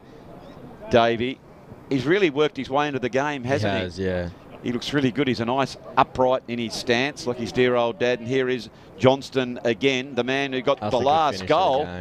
And how's that for a way to finish the game, with the last couple of kicks to Riley Johnston, and Riley Johnston has capped that up with a couple of goals, as the siren has gone to say that is the end of the game. And that was a very much a powerhouse performance by the Roos. It was almost like they were playing with Sandy Bay there, wasn't it, Will? Sandy Bay were terrific for 3 quarters, and unfortunately for them and all their supporters that they just couldn't quite finish the game. But hats off to Clarence, as they won the game 12-13-85 to a gallant Sandy Bay 8-5-53. For the vanquished, it was Jack Wilson with 3 goals, Charlie Pavlidis, Thomas O'Toole, Jed Palmser with that last one, Ollie Moore and Sammy Essex, all singles. But without a doubt, Will Bush, it was the star of the show was Ethan Williams with 7 goals, Cody Whiten with 1, Harry Sylvester 1, Aziz got one, and of course Riley Johnstone with those last couple of kicks and goals with 2. But without a doubt, a very, very polished performance by the Roos here today. Yeah, definitely. It showed their class. We had to absorb the pressure of Sandy Bay and then fight back at the end, and obviously just run away with it. Well, it is a 4-quarter game, and they showed their talent. Ladies and gentlemen, we hope that you have enjoyed today's game in the Barwick's STJFL Game of the Day. It's been our pleasure at Duff TV to be bringing you this cracker of a game. So that's it from the Clarence High Oval. Will Bush, we thank you very much indeed for your co-commentary here today. Been a pleasure to be on here. Thank you very much. Very much indeed. So there they go. There are the victors as Clarence make their way off. The old Silver Fox will go home now to, well, I might have, I think it's time. I've had a big day here, Will. We can't encourage too much drinking, but an old veteran at my age might just sit back and relax and enjoy the evening. Ladies and gentlemen, thank you very much for joining us, and we look forward to bringing you the highlights and the action in the Barwick's STJFL next week. Good night and be safe during the week. It's lead from the front. Yeah, no, look, it's the same with most teams. If you're not up and about to start off with, it's always catch up, and nice bit of ball work there. Oh, look, Scott, just back to that. That was beautiful play there by the Roos. The way they had it out wide and got it back in towards the middle. I think it was Johnson. That's a beautiful left foot kick for goal, as we'll see just again on the Mood Food. Very good. Sandy Bay trying to fight hard to keep that ball inside, as we can hear from umpires is that it is indeed another free kick. Newstead goes inside. That's a good mark taken by Jackie Wilson, and he has done a very, very nice job. So I think that goal before as well, Scott, might have even been Harvey Hurd who kicked that one. Of course, Harvey is a wonderful player and a very good co-commentator as well. But here, back to Wilson. Wilson has a shot. That is a fantastic shot for goal. And Jack Wilson has put that one through. Scott, that one came from... Give these umpires the plug. I agree. Yep. No, we need more umpires, and if you're thinking of it, well, it's a wonderful way to earn a quid, as that is another strong mark. And I tell you what, Jack Wilson has looked very, very dangerous, Scott, each time the ball is inside the 50. This is his 4th possession already. It is Clarence now who are working their forward, and it's coming up to nearly 14 minutes in the first quarter of the game of the day, and it's going from end-to-end footy. It's at a great pace as Joey Baldock takes that mark. He goes inside and uses the ball beautifully, as O'Toole has got it. Cole as well. So that was Sims who went inside to the ruck, but just setting up beautifully behind the ball at the moment, Sandy Bay, as they come back inside the 50, and there is Baldock taking his time. Left footer uses the ball so beautifully, and now they have that one in a strong tackle by Max Gapin. Almost appeals there, but that's an even stronger tackle that has been rewarded. I love to see that in Australian rules, and he looks like a very, very likely type, as here goes Wilson again trying to bring the ball back. They need a mark, as it's got about 30 seconds at the front of the pack.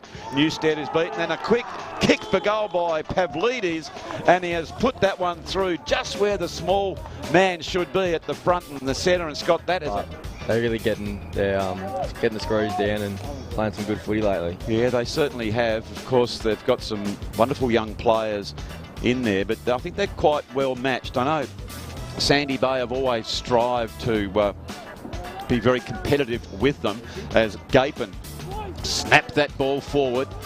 Can't take a quick mark there, but Sandy Bay have been doing this very, very nicely, just getting it out wide and then running that ball out. And that's a strong mark taken there by the Roos, as they now look to go forward again. That was, not sure, number 48 there. Do you know who that is, Will? Arlie Giles. It is Harley Giles? Arlie, yep.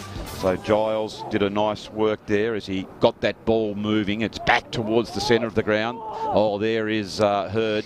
beautiful play by him. He's a strong man to try and tackle. He stays on his feet, which is so important, isn't it, Will? When you are playing footy, you've got to be strong through the core. Absolutely. Once you're out of the contest, I dare say you've heard that through coaching parlours. Yep. So that was Pavlidis again, going back. Now there is a little bit of pressure on Hurt. He's overrun that one. That was just the vagaries of that oval ball, Will. He was there on it and it bounced back. Done well there, Harvey. What do you know about Jack Wilson? He looks a likely type, does Bluey Wilson, for Sandy Bay. Yeah, I played a bit of school footy against him last year and he can get a nice sneaky goal out the back and he reads the ball well. Well, he's certainly been a good target, but that is a strong mark there. Who have we got there? Cody White. Yeah, we got a few boys there, so that's Cody Whiten. Yep. Beautiful work by Cody Whiten. There it is, I see. We've got him down as 26 on the sheets, but we've just been corrected. Lucky we've got the expert commentators of Will Bush here who just knows them all. But it is now Joey Baldock with that trusted left boot. I think he might have been pushed after he had that one, Will, and that's going to be very, very costly. Absolutely. You can't really afford to do that. It's only a bit of emotion, but he needs to calm down a bit here, RJ. Yes, he certainly does. And there's a bit of testosterone out there. There's a bit of rivalry. There's great rivalry between these two clubs. Yeah, absolutely.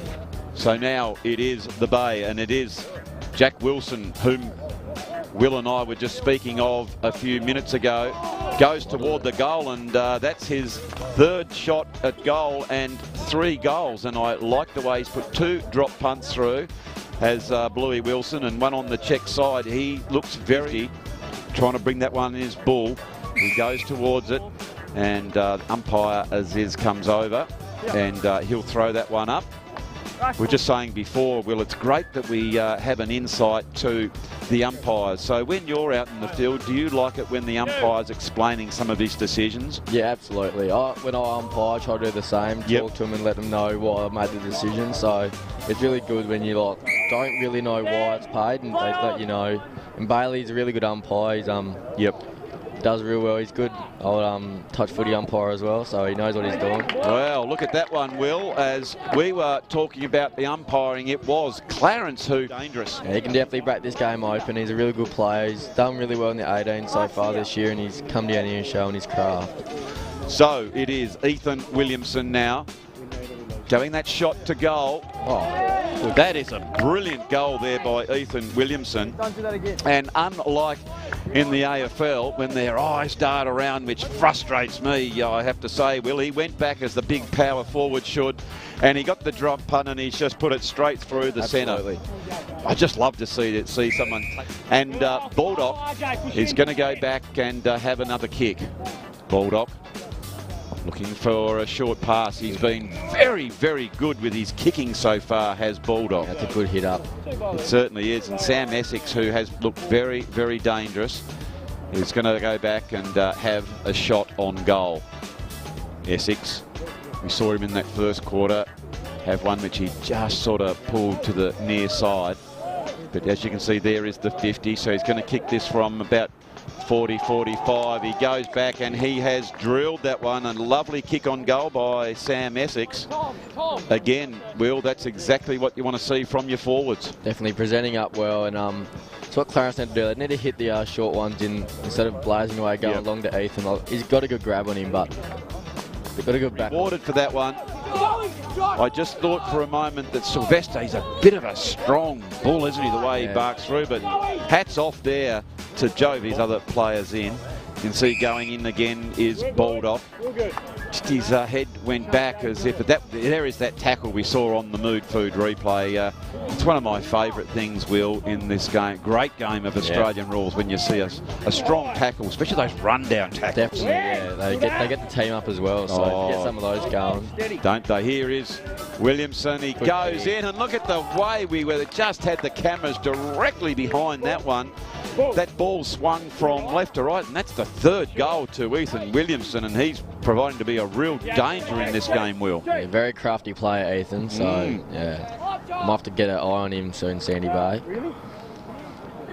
Thank you very much. So So that number 9, I'm just going there. Is that Lockie Davey? Yeah, it is Lockie Davey. Yeah, no, he's a very, very good player. Yeah, he's one of the younger ones. He's coming up the age levels here as Sylvester picks that one up. So we've got a very, very interesting game ensuing here as Clarence went up for the mark, and I'm not sure that it is indeed going to be a free kick. And Manning, he goes the quick hands off, looking for Aziz, who screws that one around, and here come the Roos, and they are certainly up and about. They're older sides in old junior footy, pretty well drilled, and yes, I'm sure Sandy Bay definitely come back here and show a bit of fight. I agree. So here come Sandy Bay, as they do look dangerous when they've come inside their 50. It's a snap by Moore, and that has come from the top shelf as Ollie Moore has put that. Looks a pretty strong cut of a lad.